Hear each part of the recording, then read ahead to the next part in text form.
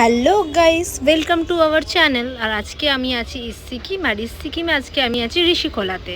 চলো বাকি ঋষিখোলার যে হোমস্টেটাতে ছিলাম তোমাদের ঘুরিয়ে দেখাই। এই যে সামনে যে জায়গাটা দেখতে পাচ্ছ, এটা ছিল হচ্ছে আমাদের হোমস্টের ব্যাক সাইড। আর আমাদের হোমস্টের লেফট সাইডেই আছে নদী, যে নদীটা বয়ে যাচ্ছে সেই নদীটার নাম হচ্ছে ঋষি। আর ঋষির নাম অনুযায়ী এই জায়গাটার নাম হয়েছে ঋষিখোলা। তাই আমি লোকাল লোকেদের থেকে শুনেছিলাম। এই যেখানে মিল্টন দাঁড়িয়ে আছে, চলো তোমাদের হোমস্টেটা বাকিটা পুরোটা ঘুরে দেখাই। আর আমাদের এই যে সামনের জায়গাটা দেখতে পাচ্ছ, এটা হোমস্টের সামনে একটা গ্রাউন্ড মতন আছে, যেখানে তোমরা বসে লাঞ্চ ডিনারও করতে পারো, চাইলে স্ন্যাক্সও বসে খেতে পারো, বা নদীর সৌন্দর্য উপভোগ করতে পারো। আর দেখো এই যে 5 জন এখানে ব্যক্তি রয়েছেন, যারা কিনা এখানে 2 জন তার মধ্যে ঘুমিয়ে আছেন, আর একজন এই যে ওপরে বসে আছেন। দেখো তোমাকে একটু জুম করে দেখাই, তাহলে তোমরা দেখতে পারবে।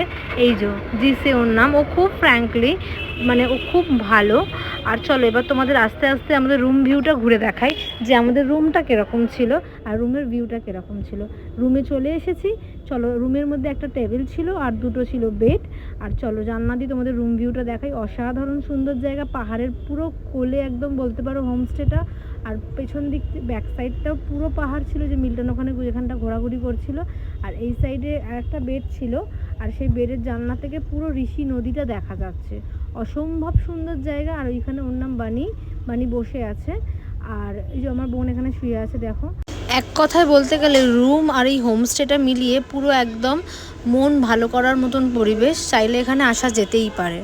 এই ছিল পুরো রুম, আর পুরো রুমের থেকে জানলা দিয়ে দেখা ভিউ। আর চলো এবার বাইরে যাই আস্তে আস্তে।